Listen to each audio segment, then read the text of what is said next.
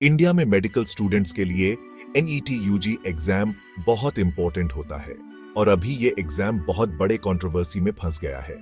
ये एग्जाम हर साल लाखों स्टूडेंट्स के भविष्य का फैसला करता है और इस बार की स्थिति ने सभी को चौंका दिया है।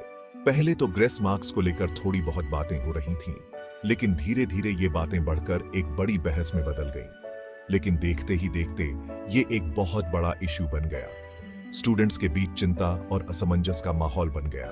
नेशनल टेस्टिंग एजेंसी एनटीए, जो एनईटी यूजी एग्जाम करवाता है, उसकी क्रेडिबिलिटी और ट्रांसपेरेंसी पर अब सवाल उठने लगे हैं। इस एजेंसी की साख पर अब गंभीर सवाल खड़े हो गए हैं। स्टूडेंट्स, पेरेंट्स और टीचर्स सब अपनी चिंता जता रहे हैं और क्लैरिटी और अकाउंटेबिलिटी की मांग कर रहे हैं। वे चाहते हैं कि एनटीए इस मामले में पूरी पारदर्शिता बरते। ऐसा लगता है कि फेयर और इम्पार्शियल एग्जाम का पूरा सिस्टम ही खतरे में पड़ गया है। इस विवाद ने पूरे सिस्टम की विश्वसनीयता पर सवाल खड़े कर दिए हैं। ये कंट्रोवर्सी तब शुरू हुआ जब पता चला कि एनटीए ने करीब 1500 स्टूडेंट्स को ग्रेस मार्क्स दिए हैं। ये खबर आग की तरह फैल गई और हर कोई इस पर चर्चा करने लगा। ये फैसला एग्जाम के रिजल्ट आने के बाद लिया गया, जिससे सबको हैरानी हुई और गुस्सा भी आया। स्टूडेंट्स और उनके पेरेंट्स को समझ नहीं आ रहा था कि ये कैसे और क्यों हुआ। सबसे बड़ी प्रॉब्लम ये थी कि ये ग्रेस मार्क्स किस आधार पर दिए गए, ये समझ नहीं आ रहा था। कोई स्पष्टता नहीं थी कि ये मार्क्स किस क्राइटेरिया पर दिए गए हैं। जिन स्टूडेंट्स के मार्क्स कट ऑफ से थोड़े से कम रह गए थे, उन्हें लगा कि उनके साथ धोखा हुआ है। वे महसूस कर रहे थे कि उनके मेहनत का सही मूल्यांकन नहीं हुआ। वहीं बाकी लोग ये सवाल कर रहे थे कि आखिर ऐसा फैसला लिया ही क्यों गया। इस फैसले के पीछे की वजह जानने के लिए हर कोई उत्सुक था। एनटीए ने इस बारे में कोई सफाई नहीं दी, जिससे स्थिति और भी बिगड़ गई और लोगों को शक होने लगा। उनकी चुप्पी ने स्थिति को और भी जटिल बना दिया। स्टूडेंट्स को कुछ समझ नहीं आ रहा था कि ये ग्रेस मार्क्स कैसे कैलकुलेट किए गए या फिर दिए ही क्यों गए। वे इस पूरे मामले में खुद को ठगा हुआ महसूस कर रहे थे। एनटीए की चुप्पी ने स्टूडेंट्स की परेशानी और गुस्से को और बढ़ा दिया। इस विवाद ने एजेंसी की कार्यप्रणाली पर गंभीर सवाल खड़े कर दिए हैं और अब सभी की नजरें इस पर टिकी हैं कि आगे क्या होगा।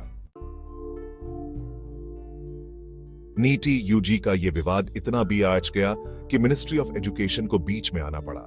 छात्रों और अभिभावकों की चिंताओं को देखते हुए यह कदम उठाना अनिवार्य हो गया था। हालात की गंभीरता को समझते हुए मिनिस्ट्री ने तुरंत एक्शन लिया और पूरी जांच के आदेश दिए। इस जांच का उद्देश्य था कि किसी भी प्रकार की अनियमितता को उजागर किया जा सके। एनटीए पर दबाव बनाया गया कि वो ग्रेस मार्क्स देने का कारण और पूरी प्रक्रिया को डिटेल में बताए। छात्रों और उनके परिवारों को यह जानने की जरूरत थी कि यह निर्णय कैसे और क्यों लिया गया। मिनिस्ट्री के इस कदम से परेशान स्टूडेंट्स को थोड़ी राहत मिली, क्योंकि उन्हें लगा कि उनकी बात सुनी जा रही है। छात्रों ने अपनी समस्याओं और चिंताओं को खुलकर व्यक्त किया। एजुकेशन मिनिस्ट्री ने अपने बयान में कहा कि वो इस मामले को बहुत गंभीरता से ले रहे हैं और ये पक्का करेंगे कि सब कुछ फेयर और ट्रांसपेरेंट तरीके से हो। उन्होंने यह भी कहा कि किसी भी प्रकार की गड़बड़ी को बर्दाश्त नहीं किया जाएगा। उन्होंने एनटीए से एक डिटेल्ड रिपोर्ट मांगी, जिसमें ग्रेस मार्क्स देने के पीछे का कारण और तरीका बताया जाए। इस रिपोर्ट में सभी प्रक्रियाओं और निर्णयों का विस्तृत विवरण शामिल होना चाहिए।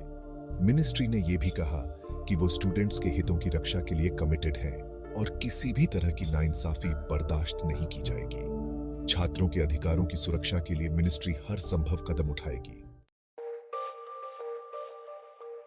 जैसे जैसे ये विवाद बढ़ता गया, इसका असर एनटीए द्वारा कराए जाने वाले दूसरे एग्जाम पर भी दिखने लगा। छात्रों और अभिभावकों के बीच चिंता और असमंजस की स्थिति पैदा हो गई। एनटीए ने यूजीसी नेट एग्जाम के कुछ पेपर्स के लिए दोबारा एग्जाम करवाने का फैसला लिया, जिससे छात्रों को फिर से तैयारी करनी पड़ी और उनके समय और मेहनत पर असर पड़ा। इससे एनटीए के काम करने के तरीके पर और भी सवाल उठने लगे। लोग सोचने लगे कि क्या एनटीए सही तरीके से एग्जाम आयोजित कर पा रहा है।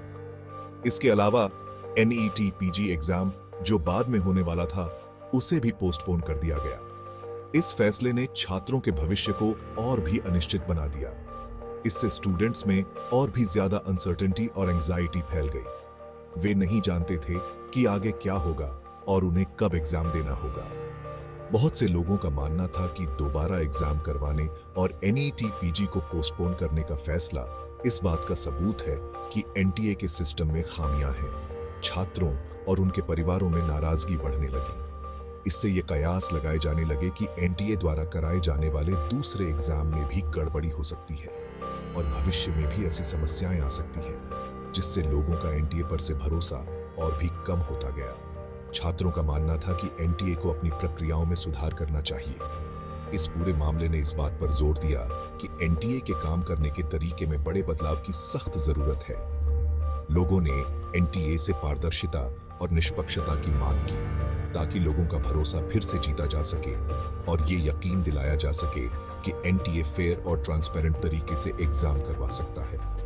एनटीए ने भी वादा किया कि वे अपनी प्रक्रियाओं में सुधार करेंगे और छात्रों के हितों का ध्यान रखेंगे।